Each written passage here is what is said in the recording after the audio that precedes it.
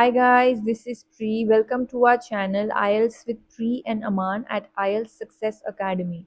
If you are new to our channel, consider subscribing our channel and make sure to hit the like button and also share it with your friends.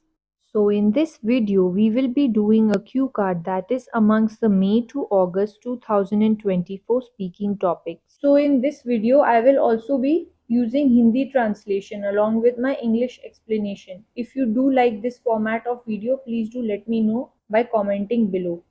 So let's look at the topic. Describe a historical building you have been to.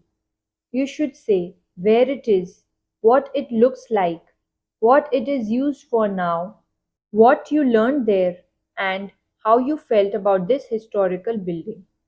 तो question ये बोल रहा है कि आपको एक ऐतिहासिक जगह के बारे में बताना है जहां आप गए थे। आपको बताना है कि वो कहाँ पर है, वो कैसी दिखती है, अब वो क्या चीज़ के लिए यूज़ की जा रही है यानी कि इस्तेमाल की जाती है, आपने वहां जाके क्या सीखा और आपको कैसा लगा इस ऐतिहासिक जगह पर जाकर। Alright, so now let's look at a sample answer that I have created for you all. I have always had a keen interest in reading historic books, visiting places of historical significance, and purchasing souvenirs whenever I travel to such places.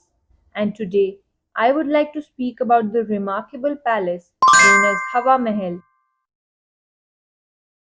which is located in the city of Jaipur in Rajasthan. So, keen means great or deep. Souvenirs are things that actually remind you of a place that you have visited. Okay. So, say for example, if you have been to Taj Mahal or if you have been to Red Fort, then you get those kind of keychains or you get small photo frames. So, those are like souvenirs because they remind you of the place that you have been to. Remarkable means important. तो यहाँ पे हमने थोड़ा सा introduction दिया है जिसमें कि हम बता रहे हैं कि मुझे हमेशा से ही ऐतिहासिक बुक्स यानी कि हिस्टोरिक बुक्स या फिर इतिहास से जुड़ी हुई जगहों पर जाने का बहुत शौक रहा है। ठीक है, कीन इंटरेस्ट मतलब बहुत ज्यादा शौक। और मैं जब भी इन जगहों पर जाती थी मैं एक टाइप का सुविनर दैट मीन्स कोई एक टाइप की ऐसी चीज जो आपको याद दिलाती है कि आप उस जगह पर गए थे। जैसे कि हम कोई की चेन खरीद लेते हैं या फिर कोई टाइप की छोटी फोटो फ्रेम खरीद लेते हैं जिसमें वो जगह बनी होती है। ठीक है, जैसे अगर हम ताजमहल गए तो वहाँ ताजमहल के की चेन्स मिलते हैं, वो हमें याद दिलाता है कि हम उस जगह पर जा चुके हैं। तो उन चीजों को बोलते हैं सुविनियर्स। ठीक है, और आज मैं एक बहुत ही रिमार्केबल मतलब कि बहुत ही इम्पोर्टेंट पैलेस यानी कि महल के बारे में बताऊंगी जिसका नाम है हवा महल और जो कि जयपुर सिटी में लोकेटेड है जो राजस्थान में है। Moreover, the monument is built of red sandstone and resembles the shape of crown of Lord Krishna. It was built by Maharaja Savai Pratap Singh in the 17th century, featuring a five-floor exterior with a total of 953 windows decorated with intricate work. So resembles means similar to something or look like something.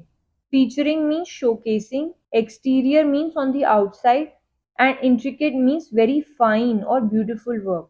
तो यहाँ पे अब हम बता रहे हैं कि वो इमारत कैसी दिखती है। ठीक है, तो हम ये बोल रहे हैं कि वो इमारत यानी कि मॉन्यूमेंट जो है वो रेड कलर के सैंडस्टोन से बनी है और वो भगवान श्री कृष्ण के मुकुट यानी कि क्राउन की शेप में बना हुआ है। साथ ही साथ हम ये भी बता रहे हैं कि महाराजा सवाई प्रताप सिंह ने 17th सेंचुरी में हवा महल बनाया था और उसमें 5 फ्लोर्स हैं। ठीक है, 5 मंजिल का है ये और टोटल 953 खिड़कियां हैं जिनमें बहुत बारीकी से काम किया हुआ है। इंट्रिकेट मीन्स बारीकी से। Additionally, I learned that the original intent of the brick design was to allow the royal ladies to observe everyday life and festivals celebrated in the busy streets without themselves being seen.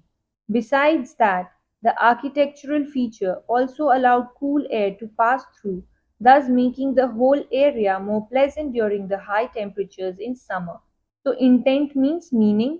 तो यहाँ पे हम यही बोल रहे हैं कि हवा महल जो इस तरह से बना हुआ है उसमें इतनी सारी जो खिड़कियां हैं उसका पर्पस ये था कि जो पहले राजा महाराजाओं के यहाँ पे जो औरतें रहती थी, ठीक है, वो बाहर नहीं निकल सकती थी और वो उस टाइम पर्दा सिस्टम फॉलो करती थी।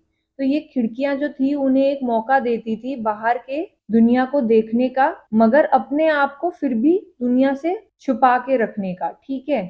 साथ ही साथ हम ये भी बोल रहे हैं कि ये जो खिड़कियों की इस तरह की डिजाइन थी वो ठंडा हवा पास होने में भी मदद करती थी, ताकि जब गर्मियों में टेम्परेचर बहुत ज्यादा हो जाता था तो उस महल को ठंडा रखने में भी मदद करती थी। ठीक है।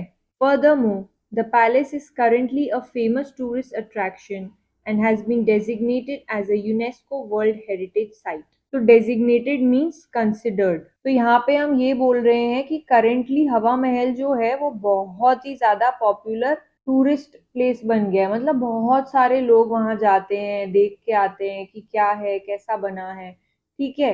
और साथ ही साथ वो एक यूनेस्को वर्ल्ड हेरिटेज साइट भी है। यूनेस्को ने भी उसे वर्ल्ड हेरिटेज साइट की उपाधि दे दी है। ठीक है।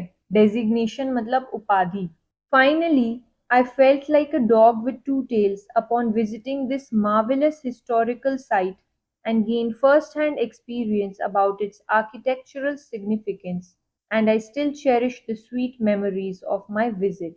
So we have used an idiom here which is felt like a dog with two tails, which means to be very happy. Marvelous means excellent or beautiful. Significance means importance, and cherish means to remember for a long time. तो अब हम last में यही बोल रहे हैं कि मुझे वहां पर जाकर बहुत खुशी हुई।